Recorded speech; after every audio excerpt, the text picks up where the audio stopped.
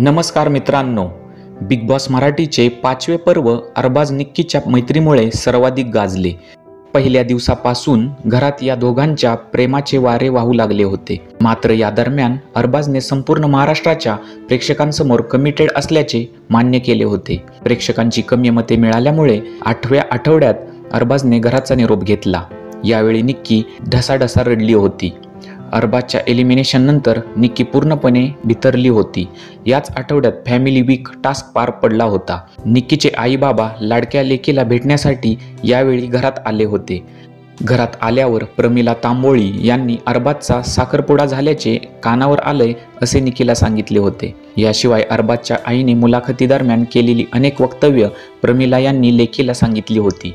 यामुळे निक्की प्रचंड संतापली आणि तिने अरबाजचे सगळे सामान स्टोअरमध्ये नेऊन टाकले होते.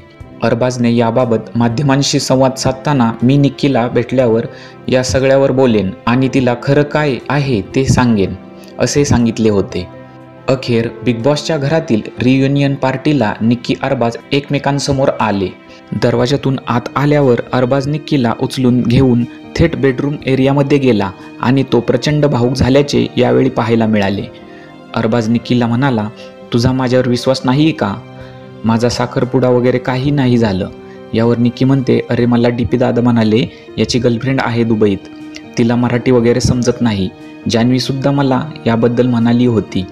माझे आईबाबा पण प्रचंड नाराज झाले होते. त्यांनी घरात आल्यावर अभिजितबद्दल विचारले होते. आता पुरुषोत्तम दादा आले तेव्हा ते म्हणाले, तू त्यांना सांगितलंस की 10 दिवसांपासून नीट जेवला नाहीयेस, नेमकं काय झालंय? अरबाज निक्कीला पुढे म्हणतो, बघ मी तुला सांगितलं होतं ना बाहेर कमिटेड आहे वगैरे. जे काही होतं ते सगळं मी बाहेर जाऊन संपवलेलं आहे. मी एक शो करून आता बिग बॉसमध्ये आलो होतो, त्यामुळे माझ्याबद्दल खूप अफवा पसरल्या आहेत. माझे काही असंख्य अफेअर्स वगैरे नाही आहेत.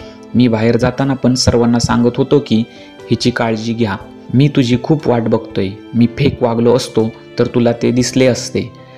अशा प्रकारे घरात आल्यावर अरबाजने त्याची बाजू निक्कीसमोर मांडली. यानंतर निक्कीने देखील त्याला माफ केल्याचे शोमध्ये पाहायला मिळाले.